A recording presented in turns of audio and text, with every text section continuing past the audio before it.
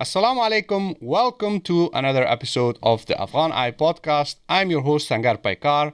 In this episode, we are covering the ongoing situation in the western border of Afghanistan, where hundreds of thousands of Afghan refugees have been forcefully expelled by the Iranian authorities. Our guest today is seasoned Afghan journalist Muhammad Ali Latifi, who has been reporting about Afghanistan and Afghan refugees for the past 15 years. He writes for LA Times, Al Jazeera, CNN, and many other prominent international news networks. Muhammad Ali, assalamu alaikum, and it's a pleasure to have you with us. How are you doing? Walaikum assalam. Thank you for having me. I'm okay. It's, normal day in Kabul. So Ali, you've been to Islam Qala, correct? And yes. you saw the process of all those hundreds of thousands of Afghan refugees being expelled.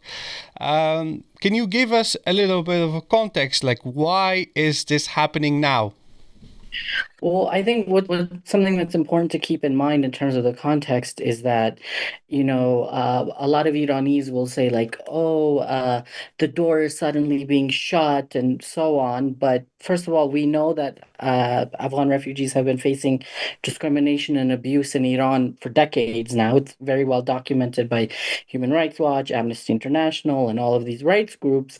And also, in terms of deportations, Iran has actually been the largest deporter of Afghans for years now, even surpassing Pakistan. When I was doing research for one of my recent articles, I saw that in 2021, right, the most scary year in recent Afghan history, because a lot of people were afraid of the coming of the Taliban. In that year, 1 million people were deported from Iran. So this is sadly not anything new. And as far back as May of this year, the Irani government basically did the same thing that the Pakistani government did in 2023, where they said all quote unquote illegal foreigners need to leave the country by early July. They had set a deadline. And then what happened obviously after that is, as we know, is that Israel began its bombardment of Iran. Um, Something that people would probably say is illegal because there's no such thing as a preemptive strike, but whatever. That only sort of, if you have a population in Iran that's already extremely hostile towards Afghans, that only sort of perpetuated the racism and the xenophobia, because then the government and social media and all of this came up with all of these false claims that Afghans were involved in spying for Mossad. And as you and I know, Afghanistan and Israel have never had relations, not even during the occupation. Um, the Afghan people overwhelmingly supported Iran, both online and in person, during the Israeli bombardments. The current government, the Islamic Emirate, said that if Irani refugees need to come to Afghanistan, we will accept them. And the ones who were essentially stuck in Hajj at that time, they said that they can come and transit through Afghanistan if need be.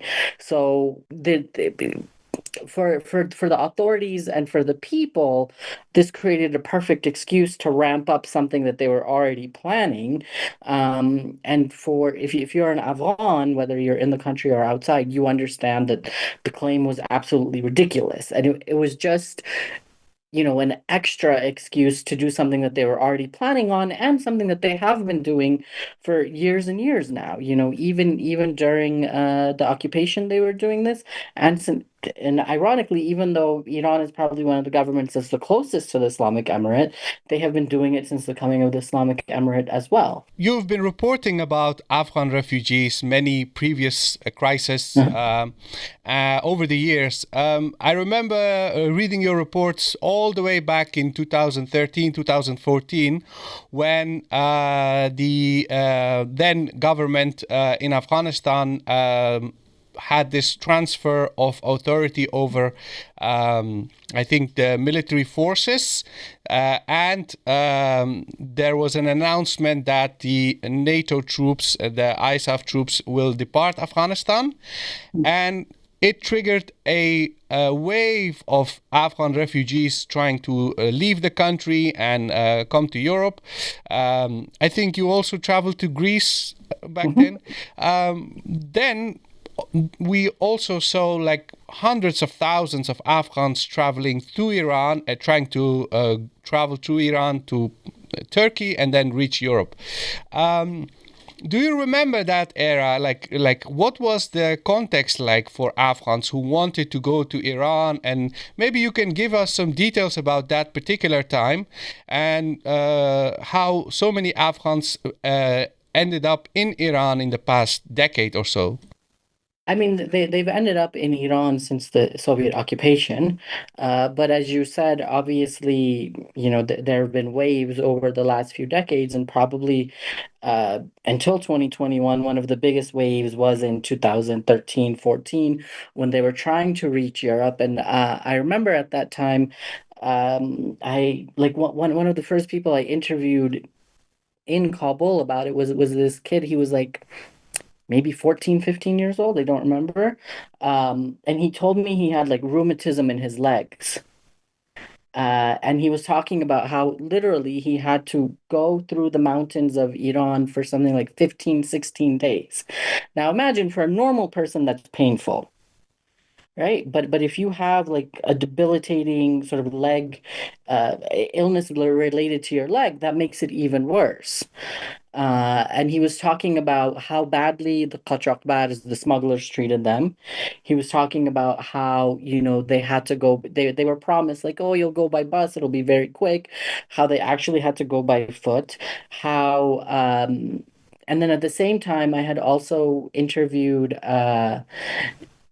refugees who had made it to Turkey and Greece who were talking about how badly they were treated in Iran, right? How in Iran, the term Afghani is essentially pejorative, right? Especially if you're Azara, because to them, an Azara is very identifiable as an Afghan. And how, they were relegated to really like manual, back-breaking, difficult labor in terms of construction, and how that also led to drug abuse because you would have these physical pains, and their Irani coworkers would say, "Oh, here, take some of this, like taryak or this hashish," or eventually it got worse and worse, like different kinds of drugs, saying that this will relieve your pain. And then when they would come to Afghanistan, I interviewed returnees both in Herat and in Nangarhar, who had come back from Iran, and they said exactly the same thing that like we were working on these job sites, we had like this real pain, this physical pain, because there aren't safety standards there, there aren't like working regulations, and especially not towards someone who is undocumented, and especially not towards someone who is a foreigner, and how eventually so many of them ended up addicted to different kinds of drugs because of that. They also talked about how their children were kept out of school, how they couldn't open up bank accounts, how I can't, I think it was like a few years ago, I don't remember the exact year, where basically they announced that the majority of the provinces in Iran were no-go zones for Afghans. And we had heard, there were reports that like in Isfahan and other cities that on Nowruz and other days, Afghans weren't even allowed in parks. And then recently, there was the non-bais, the bakeries, putting up signs, no service for Afghans. And apparently there were shopping malls doing the same thing. So it was never actually good. If you talk to, so for instance, I was very little when we left Afghanistan, right? First we went to Peshawar, then we went to Pakistan, to Islamabad. And I remember my mother always says, she's like, look, if you're an Afghan in Pakistan, you'll at least learn English, right? You might even learn how to use a computer. You probably have like some kind of a semi-legit job. But if you're an Afghan in Iran, you're considered more than second class, like lower than second class. Your entire life, you'll essentially just come back a drug addict.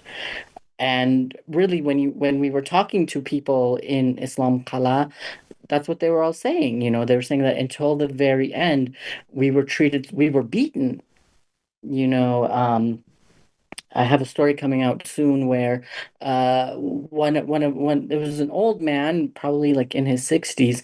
He said he was waiting outside a pharmacy.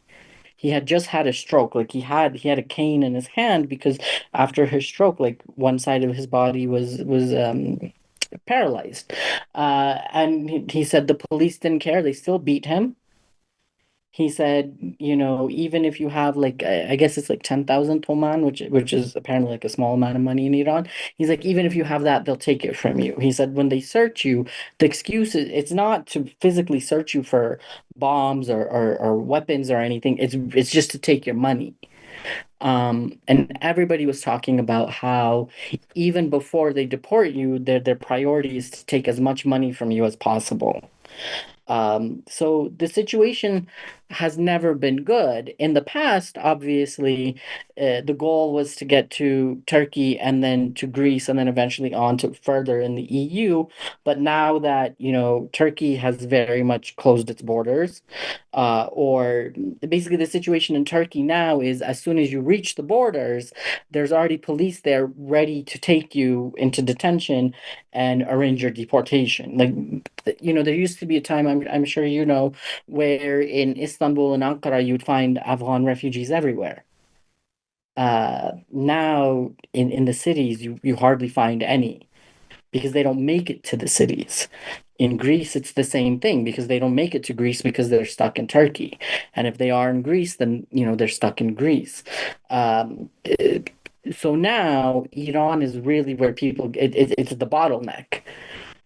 It's where people get stuck and it's where they're subject to real harassment and violence and abuse. Like another lady we spoke to, she said that in the area she lived in, it was like a very like sort of low income refugee mostly area, and she said one night at 10 o'clock at night, like they all came in their cars with like she said chobs, so I'm assuming like sticks and things like that. And like she even said like swords. I don't know if that was being dramatic, but still, she said like they came and they're like, where's the Afghanis? Where are the Afghanis? Like they were looking to beat people on the street with like actual weapons in the middle of the night while they were being bombed by Israel.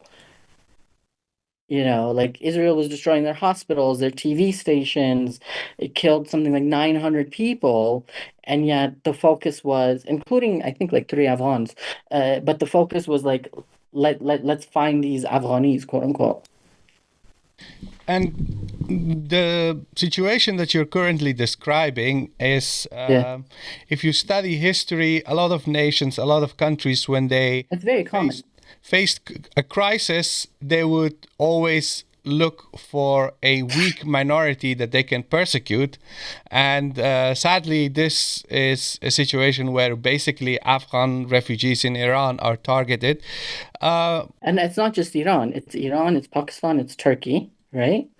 Um, and then globally, I mean, look at what's happening in the US right now. It's not a coincidence that so many of these countries are, as you said, they have very similar tactics, right? Like in the US, it's the Latinos.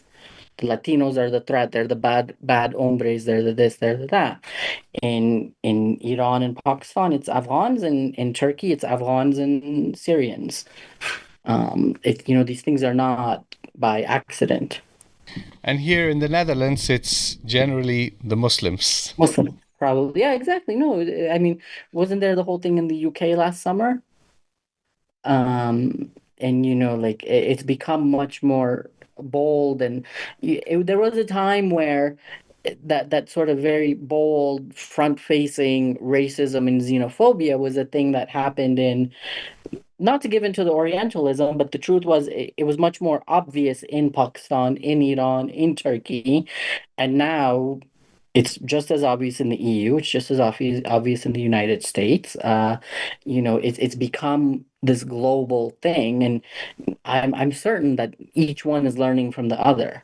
Here in Europe and in UK and even in United States, if you follow Mhm. all these right-wing, xenophobic and racist influencers and commentators, they actually refer to how Afghans are being deported en masse from Pakistan and Iran as an example of how to treat minorities. Some Israelis even said that, look, Pakistan is deporting millions of Afghans. We should do the same with Gaza and deport all these people, the Palestinians from Gaza. So all these groups influence one another, and we are living in the age of social media where everyone is in touch with one another. They know what's happening. I was going to say, after the Pahalgam attacks in Kashmir, the Indians said the same thing using Israel as an example. Like, we should treat the Muslims and the Kashmiris the way the Israelis treat the Palestinians. While we see that Afghans, whether they're in Pakistan or Iran, they are suffering from these persecutions, and we are also seeing here in Europe that the European nations, they basically promise to host hundreds of thousands of refugees, and they accepted all these Afghans after 2021. But now we see that the reality is that they are not planning on accepting all these refugees, and they're looking for ways to send people back to Afghanistan. Currently, with the current wave of refugees that are being deported from Iran, how are they hosted? How are they received in Afghanistan? Are they having access to shelter, water, anything? Like what is their situation like? The problem is, it, some days it's like 10,000 people, right? Some days it's maybe 1,000, maybe it's 2,000. Um, and so there are facilities, but to be quite honest, I don't think it's on the level of the facilities that are in Torkham, like in the east, right? I think in Torkham it's much more managed. Like, I've been to Torkham twice in the last year or two. I was in Spin Boldak about a year ago, and for some reason it felt more managed, more orderly. Torkham definitely, I think it's only been like in the last few months that they built that Omari camp, which is actually a very nice facility, not far from the actual Torkham crossing, like really like maybe like a 5-minute drive away, where there are tents and containers and things like that for people to, again, temporarily be in. Because the idea is, get you from Torkham to Jalalabad and then from Jalalabad to wherever, because just given the influx of how many people are coming, it's not possible to keep them there long term. And in Islam Qala, they're trying, but to me, it seemed a little more disorderly. And I think more than anything, what's surprising about Islam Qala, Torkham, and Spin Boldak is that, you have these big international NGOs. Yes, there are fewer than there used to be because of aid cuts overall, just global aid cuts over the last few years. But it's kind of interesting how they still manage to do it so badly.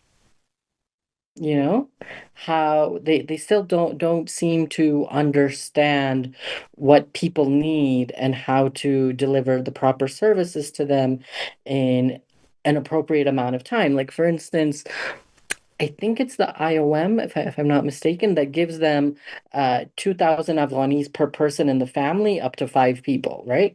So up to 10,000 Afghanis. As you and I know, 10,000 Afghanis doesn't go very long, right? Doesn't go very far.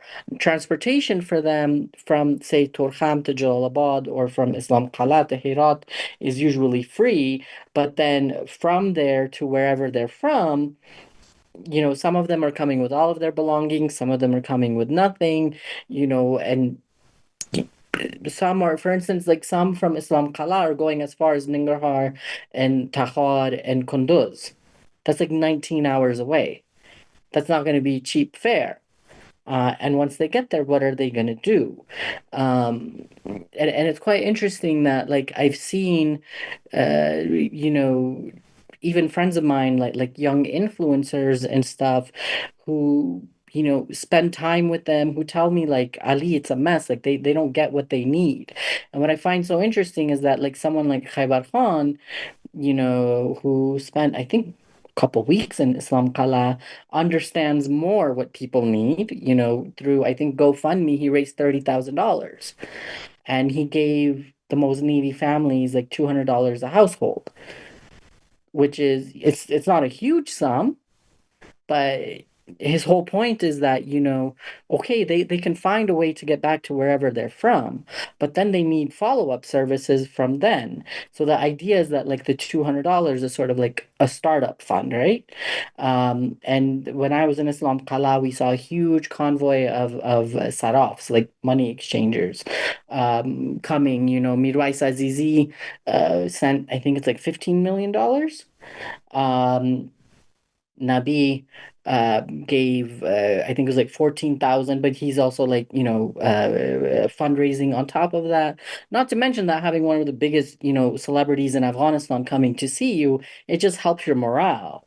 You mean the cricket star, Yeah, yeah, the Nabi? cricket star. So, that's one thing that sort of, I wrote this story like a year or two ago, that the one thing that gives me hope in Afghanistan is that in the last few years, whether it was the earthquakes in Paktika and Khost or in Herat, I've seen the Afghan people like really pull together, whether it's a billionaire like Mirai Azizi, a celebrity like Nabi, or just the average person, to try and help people, to try and do as much as possible for them. But at the end of the day, the government is overstretched, right? It's dealing with sanctions, it's dealing with banking restrictions, it's dealing with asset seizures. It had massive job cuts in the government recently. It had massive like they lowered people's pay by like 10-20% because they don't have the money. And these NGOs are also extremely underfunded for the last 2-3 years. Uh, so I think what the issue is that, at some point, the government and these NGOs need to come up with like actual solutions, right? They're good at getting people in and out of like the emergency zones, but what needs to happen is what happens after that. Because no matter what, people in Pakistan and Iran, whether, they were working in offices or they were doing sort of like manual day labor, they were working, right? They were making a little bit of money. They have experience, they have drive, they have ingenuity. So how do you make sure that once they come back, that they're not just, stuck in a village they've never been to, or haven't been to in decades, doing nothing? How do you make sure that at a time when people who have been in the country for the last 30, 40 years don't have work, how do you give these new returnees work as well? It's a very complicated situation, and as you were saying earlier, like the Europeans are now agreeing that they're going to start to deport Afghans, which is something that back in 2023, I remember European officials told me that they were looking into, and yet they're not providing assistance. Right. So like if you're not gonna, their excuse is we can't provide development assistance to a sanctioned government. Fine, that's your political reason. Like, I can't do anything about that. But if you're not providing development assistance, then these people that you're deporting, what's going to happen to them? Right? Because if you, like, for instance, in the US, FDR with the New Deal, that's how he put Americans to work, by building roads and bridges and dams and so on. And then, eventually when like later when they built the highway system, that's those kinds of jobs are what put the most amount of people to work. And if you're not helping to fund and develop those things, then you're just having a greater influx of jobless, bored people. Uh, that's actually quite dangerous, you know? Um, Yes, I agree. And I also think that when we talk about these matters as Afghans, whether we're in the diaspora or in Afghanistan, Mhm. when we talk to media, to policymakers, what I find myself always doing is trying to address the fact that the sanctions, the limitations put on Afghanistan, are causing a major exodus of Afghans to the West, to Iran, to Pakistan. So when Pakistan creates hurdles for Afghanistan, whether it's in commerce or trade or political hurdles, and the same thing applies to Iran, it directly impacts Pakistan and Iran. And the same thing happens here in Europe. Like, for example, here in the Netherlands, we have a housing crisis that most people are not aware of. In this country, you cannot find a house. Like, you have to have a lot of money to buy property, even if you need a mortgage. And if you want to rent, like, it's practically impossible to find apartments. So there are a lot of refugees coming here. So all these right wingers in the Netherlands, basically the whole country is now more or less right wing and very anti-immigrant. And they're complaining about matters, and I feel like, okay, you don't want more people coming to your country. Why won't you deal with the fact that your policies are affecting crisis in the Middle East, in Asia, in South Asia? But I think that one of the issues that we are not achieving as a community, as Afghans, is having a unified voice and saying, like, okay, whatever it is that the our neighboring countries or Western countries are doing, the fact that Afghans are forced to leave the country because there are no jobs. There are a lot of other problems like girls' education, which is also impacting a lot of people. But from an economic perspective, a lot of economic challenges in Afghanistan have direct negative impacts, first on our neighbors, then on other countries like here in Turkey, I'm here. Eastern Europe. So it's all interrelated. And what I was curious to learn from your experience, because you have also traveled in Europe and you've seen in other parts of the world, um, there are a lot of Afghans who are outside the country and they are sending money back to Afghanistan, right? Mhm. And those, I think it's called remittance, is Yeah. providing a lot of relief for a lot of people. But at the same time, how about those communities where these returnees end up? Like, for example, people who have just been deported from Iran and they come to Kabul, they arrive in Kabul city or maybe in other parts of the country. Do they have a place to stay? Do they have their own houses? And are there local communities who actually chip in or provide temporary shelter? What is that situation like? This is the thing is that whether it be from Pakistan or Iran, when you talk to the returnees, the vast majority say we have nothing in Afghanistan, right? Whether they're from a city like Jalalabad or Kandahar or Herat, or whether they're from, a district or a village, almost all of them that you speak to say that we have nothing, wherever we're from. So they're returning to nothing. And at the same time, as with any sort of society, it's creating the this sort of friction between the residents of the area and these returnees, right? So, like, if you talk to people in Herat, in Kandahar, in Jalalabad, and in Kabul, they'll be, and it's true, like in Herat, rents went up something like 40%. Same thing in Kandahar. And there is this sort of light grade resentment of, oh, these returnees are coming and they're taking homes and they're taking jobs and they're taking money.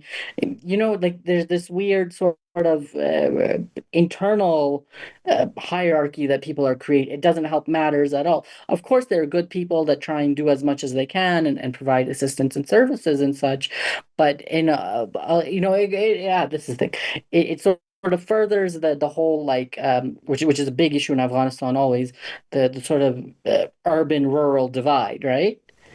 Wherein, the people of the city of Herat or Kandahar will be like, oh, these returnees came and now, they're everywhere, and our rents went up, and we can't find jobs, and prices are going up, and so it creates more hostility. As much as there are good people, that try and provide services and assistance, the truth is you also can't do it forever. And again, a lot of these returnees, like in Kabul and in other cities now, there's construction everywhere. Everywhere you go, there's a new like high-rise building being built, like apartment complex being built. But they're all like, because they're really like nice and fancy, they're all like several hundred, like up to like $800 a month. So most people can't afford that. And sort of like uh more like low cost housing is already, it's taken up. So either you go to the outskirts of whatever city and you live in essentially like a mud house, um, or you try and struggle and find an apartment that's somehow affordable. But like for instance, like the building I live in right now, there isn't a single empty unit. And the manager said, he said, I have people coming all the time, including returnees, the ones that have a little bit of money, asking me for a place to stay, and I have to turn them away. We heard some reports about government allocating land to returnees. And this was announced when the first reports emerged about Pakistan deciding to deport over 3 million people. Slowly, gradually, we heard that if these people return, the Emirate government will allocate land to these people. But the first question that arose was, okay, if people come from Pakistan and they have no money, you give them land, okay, so what? They don't have money to build a house, or are they going to actually give them houses? What is going to happen with that? Like, I don't even know how much land is allocated and to whom and how. Do you have any knowledge about that? I don't have specifics, but the thing I will say, part of it is what you said. The other part is, unfortunately, in Afghanistan, whether it was during the occupation, whether it's today, there's a lot of announcements, but do they actually come to fruition? How long do they take? The Emirate is trying for sure. Like, like they have commissions, and, they send their officials and such, but it's such a massive problem. As you said, like, where is the land, and then once you give them the land, what are they going to do with it? And the other issue is that a lot of these returnees, no matter where they're from, to be quite honest, most of them want to be in the cities, because to them the work and everything is in the cities, right? So if they want to be in Herat, they want to be in Kandahar, they want to be in Jalalabad, they want to be in Kabul, they don't necessarily want to go back to Ghazni or Takhar or Ghor or Khost or wherever, because to them there's not a whole lot of opportunity there. But then again, that creates this issue of sort of like the friction between the residents of the city and the newcomers. Like I remember even years ago during the occupation, I've been to Herat a lot, and I remember like the Heratis started complaining like, oh, Herat has been taken over by all these Farais and Nimrozis, So this is unfortunately not new in Afghanistan. It's just potentially going to exacerbate it more. Yeah, and as you said, okay, great, you give them land, but where's that land, and what are they going to do with it? Which is again why Khaibar Khan's point is so important, that like that's when, if the government can't do it, then these NGOs need to step in and find ways that aren't just, teaching women how to do khayati, how to do tailoring, and teaching men how to fix cell phones and keep bees, that are actual like sustainable long-term jobs that they can have, that aren't just these sort of cliches that just leads to an oversaturation of two or three professions in a given area. And again, this is the issue, is like this has been an issue in Afghanistan and all over the world for decades, and yet still these NGOs can't seem to figure out how to come up with real long-term solutions, even if they have less money than they did before. Why is it always sort of like the cliches that they revert to? When I was recently in Kabul, I had like 2 weeks, Yeah, and in 2 weeks, I had on average 2 meetings every day. Apart yeah, from the seminar I did and everything else, every day I had a meeting with someone else, and most of them were people from the private sector and business, etc. And what I was really curious about and what I wanted to learn is like, okay, we don't have donor money coming to Afghanistan. We have sanctions. We have all these limitations. What are practical ways to create employment in Afghanistan? Because employment, you can just go and create fake jobs right. that are entirely dependent on aid. Like, for example, you mentioned a very good example, sewing courses for women in Afghanistan so that they can do embroidery. Until when? Is there actually a demand for all that embroidery and sewing? Everything works based on supply and demand. So if you want to really make an impact and create employment for all these returning refugees so that they have a job, we need to talk about how we can identify demands that can be addressed by creating, a mechanism that employ people so that there is a supply and demand. And when there is supply and demand, the market, Afghans, wherever you go. I mean, you're from California. You lived in California, right? Yeah, yeah, yeah. In California, here in the Netherlands, like just like in United States, most Afghans here are entrepreneurs. Most Afghans are business people. They know how to make a profit. However, for some reason in Afghanistan, when it comes to all these millions of people and all these refugees, for some reason we all become entirely dependent either from the government or Not by NGOs. accident. So a couple of points. One is what you said about the Khayats like years ago. Have you ever been to Ghor? So I was in Ghor, I was in Chiran, and I was staying at this NGO, and they took me and they were like, "Look, Ali, we trained 50 women to be tailors in Chiran." And I just kind of like I looked at them, I'm like, is there a need for 50 female tailors in Chiran?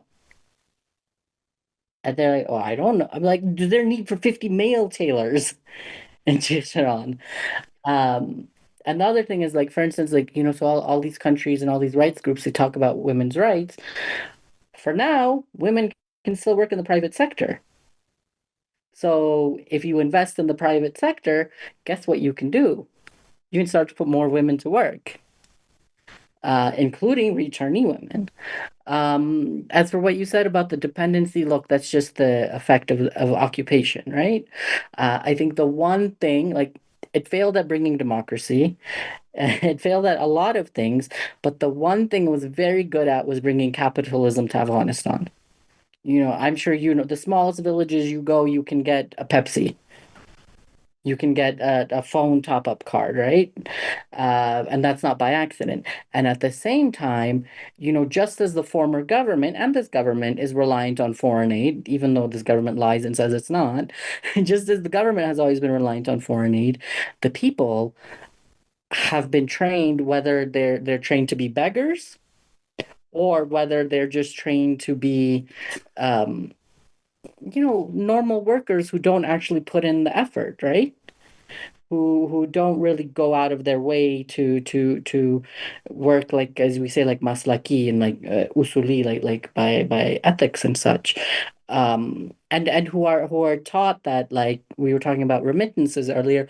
Oh, my relative in Germany or Australia or whatever will send me money, instead of being taught, okay, be entrepreneurial.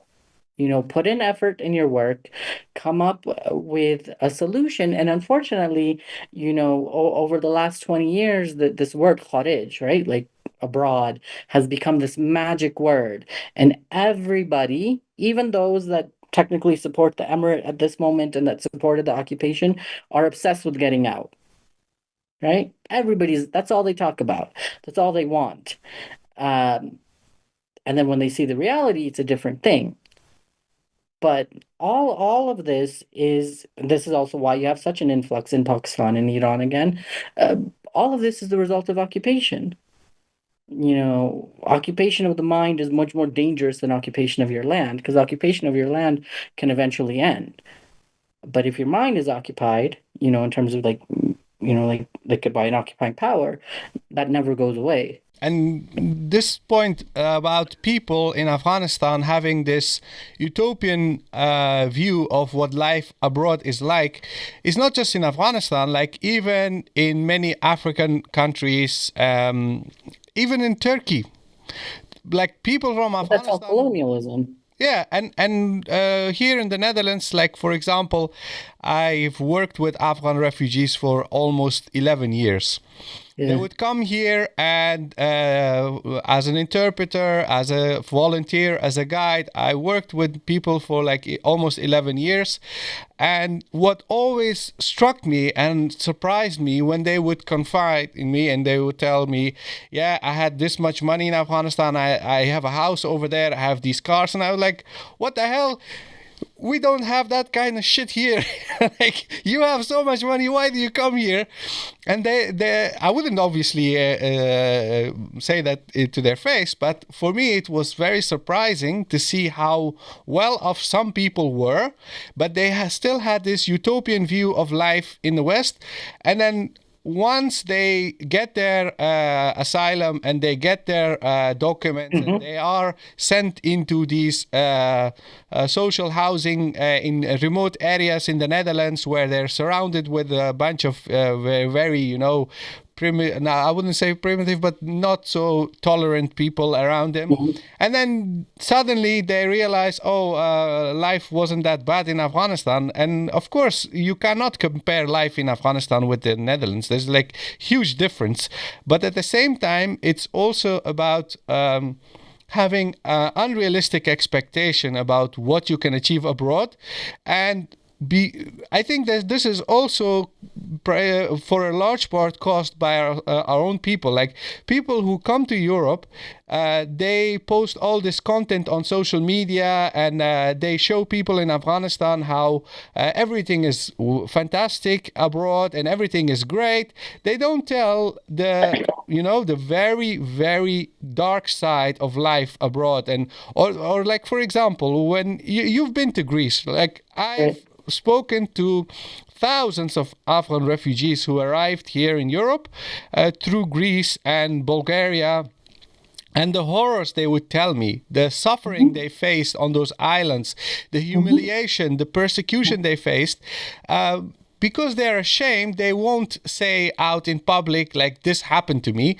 But people back home, they hear, oh, he arrived in Greece. Now, fantastic. Now I'll try to go to Europe as well. And I feel like, we people who have been around the world and people who have seen all sides of the coin, we have this social responsibility to tell people like, look, life isn't necessarily better abroad. Right? They don't listen, they don't accept it. And also, again, this is when it's cyclical. Right? It's all a circle, and it has, as like you were talking about the African continent, about Turkey. I've lived in Turkey. You're right, same thing. This is all the result of colonialism and in the case of Afghanistan, occupation, right? Like they create this image of these countries as some kind of, as you said, utopia, where everything is possible. Yes, there's a lot of opportunities, there's a lot of chances, but there's also a lot of struggle. There's a lot of difficulty, you know. And people don't realize that. They don't accept that it's very much like a constant struggle. It's a hurdle that you have to cross all the time. And yeah, this is not by accident. This is this is what I want to say. So in the summer of 2021, I was working at Al Jazeera at the time, and their bureau was in Wazir Akbar Khan, and most of the embassies were in Wazir Akbar Khan. So I would be on my way to work in the morning, and people would stop me. Where's the Italian embassy? Where's the British embassy? Where's the French embassy? Where I'm like, I don't know. Like I knew where some of them were, right? Um, and I said, I don't know, just go through the Charai and somewhere past the gate, how am I supposed to know? But it was because at that time, when everybody was so afraid, when province after province was falling, and when the government of Ashraf Ghani was completely silent, um, these European countries and the US and Canada started saying, we'll take Afghan women, we'll take Afghan journalists, we'll take Afghan rights workers, we'll take minorities, we'll take this, but they provided no specifics. There was no website, there was no phone number, there was no nothing, right?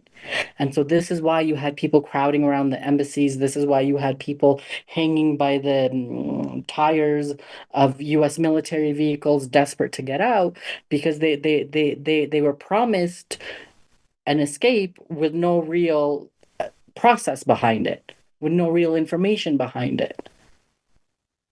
And now And they are now deporting those and now they're people. saying we're going to send you back. So again, none of this is by mistake. Iran and Pakistan are just convenient, right? One is across the Durand line, the other is across the border. Um, and most people don't intend to stay in either one long term. They're just seen as a transit point.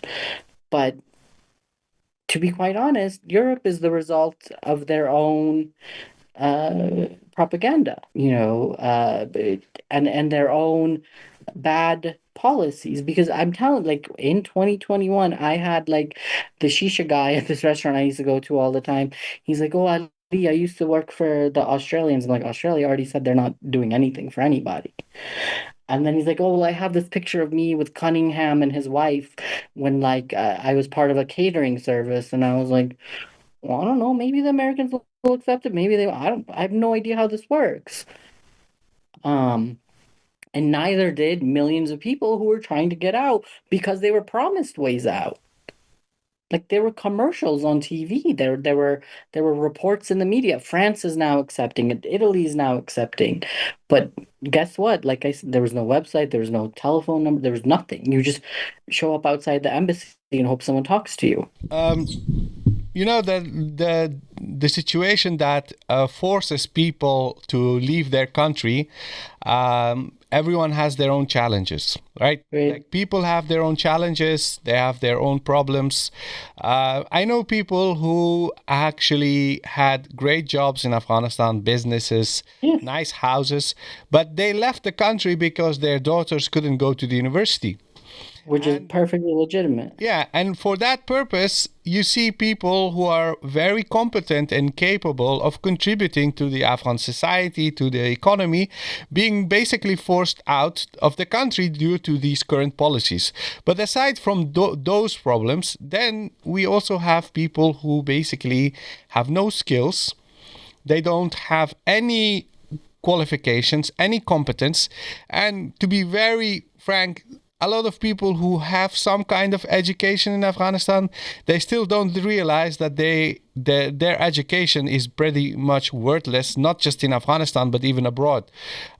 Those people, they have no options and they don't have any perspective. So they are forced to leave the country, which is understandable. But at the same time, like you are a journalist, you have traveled around the world, you've spent so much time in Afghanistan. I go to Afghanistan frequently. I spend a lot of time with people who are from Afghanistan. Like we all have this general understanding that all these matters need to be addressed by Afghans first and foremost. I mean, like, if we don't do much to alleviate some of the problems in our country, we can't endlessly rely on international community. I am so sick of hearing that all the time. International community, international community. There is no international community. Like, first and foremost, like, when I'm in Afghanistan, like, I was on holiday. Like I really took holidays. Every year I have like 21 days of holiday. I'm officially allowed to travel. So when I'm there, I'm busy all the time. And when I was there, I was talking to people like, what do we need to do? What is something that we can do so that at least we create some kind of employment opportunities for people? Anything that can be done so that people who are staying, people who can stay, or people who like And get out. yes, hang out, that they have at least some kind of employment opportunity. And I feel like there are people who agree with me, but at the same time there are a lot of naysayers. There are people who are very negative and they're saying, no, no, no, no, no, no.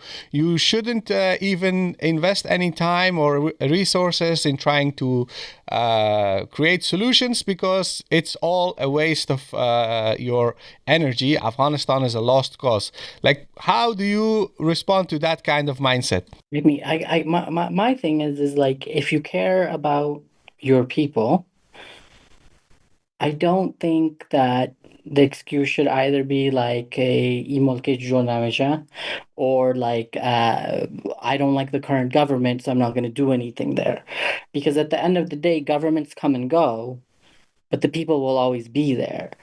So if you can find a way, why not? Like I always tell people this. I said this during the occupation and I say this now. I'm like, just come. Just come and see it for yourself. Even if you spend a couple hundred or a couple $1,000s, that's still money being put into the economy, right? Uh, and that's still you seeing a reality that's very different from what the media is feeding you, whether that was during the occupation or now during the emirate. And also because unfortunately, no matter who has been in charge in this country, the people in charge of this country have never understood their actual people. During the occupation, the government thought everybody was like me. Like an Afghan who came from abroad, who has a certain amount of education, who was influenced by Western culture, who they assumed wanted some level of Western culture and all of that. And these guys, they think everybody just wants to like pray and fast all the time, you know?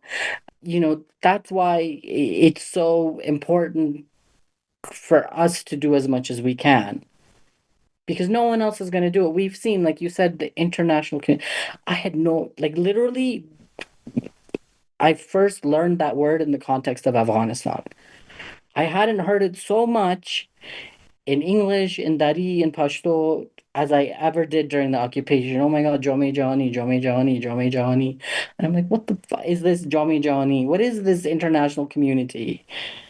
It's not a tent, it's not a village, like these people do not care about you. And the last 20 years should prove that. As soon as the government, the forces that they signed an agreement with came to power, what did they do? They put sanctions on you, they put banking restrictions on you, they took away your chances of getting a visa. They did all of that. They stopped giving you scholarships, even though they signed an agreement with these people. They knew that this was happening, right? They didn't put pressure on the former government to negotiate and take it seriously. They didn't put pressure on these guys to negotiate and take it seriously. They just, as they say, they just washed their hands of it. And now, look at what they're doing. Now, like all these European nations are like, oh, maybe we should engage with the Islamic Emirate. Not because they want to build a dam, not because they want to help women get work, not because they want to help boys go to school, which is still possible, uh, but only so they can send more people back.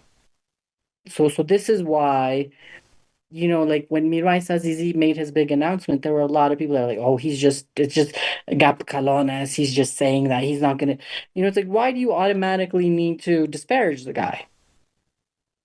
You know, why not take that as a model? And like I said, that is one thing that has made me very happy is that on a smaller level, we have seen people put in the effort and try. Like when I went to Herat after the earthquake, at the Kabul airport, like the lady who was in charge of security told this old man, "Oh, baksit puras paisas." "Y paisas chias," and he was like, "No, no, I'm a doctor. I came from Canada, and it's like $7,000 or whatever. Like it's to help the earthquake victims." And then the her and the other guy working in security were like, "Oh, khuda khairat qabul kana," you know, like even that makes a difference. Even that is something, you know. Or for instance, like all of these former politicians and whatnot who love to live off the name of Afghanistan and travel the world, they could be right now buying internet packages for girls. They could be buying solar panels for their homes so that they can study online, but they're not doing that. Right? They're just saying women are in cages that like birds and cats and Pikachus have more rights than women in Afghanistan. Um, so if you don't look for a solution amongst yourselves, no one else is going to solve your problems. No one is solving Turkey's problems right now. No one is solving India's problems or Sri Lanka's. Hell, no one is solving the US's problem. The US has massive problems at this moment. It's not as if the UK and Italy are coming in like, let us help you. Um, so I think that's all the more reason that whatever little we can do, we should do. I think that's a very good message to wrap this up. Ali, I've always followed your work, especially the reports that you write from different parts of the country about different crises. And people, our audience, if they want to follow your work and get in touch with you, how can they reach out? On Instagram and Twitter, it's the same handles, Ali Bomaye, Alibomaye. You know what? When this journalist, this Afghan journalist, thought that was my name, and I was like, "Bro, it's a Swahili phrase. It's when Muhammad Ali went for the rumble in the jungle, and they're like Ali Bomaye. That's where it comes from." But yes. Okay, fantastic. I will put your handle in the description of the show. Are there any new reports, feature articles you're currently working on? So that So we have one. I collaborated with Khaibar on this story, basically about like the personal accounts of Afghans who made it to Islam Qala for the new humanitarian, where I'm currently working. Should be out in the next couple days. And then I'm working on a couple other things that one of them I think you'll like. Yeah. Great, fantastic. Thank you very much for your Thank you. time and your insights, and hope to speak to you again and learn from your experience. For our audience, thank you for tuning in. If you like to support our work, please visit our Patreon page or PayPal page. Please leave a comment wherever you hear this episode, leave a review, and if you have any suggestions on who we should talk to next, any ideas, please reach out to us. Our email address is info@afghaneye.net. Ali, thanks again, and hope to see you soon. Inshallah. Wassalamu alaikum wa rahmatullahi wa barakatuh. Thank you.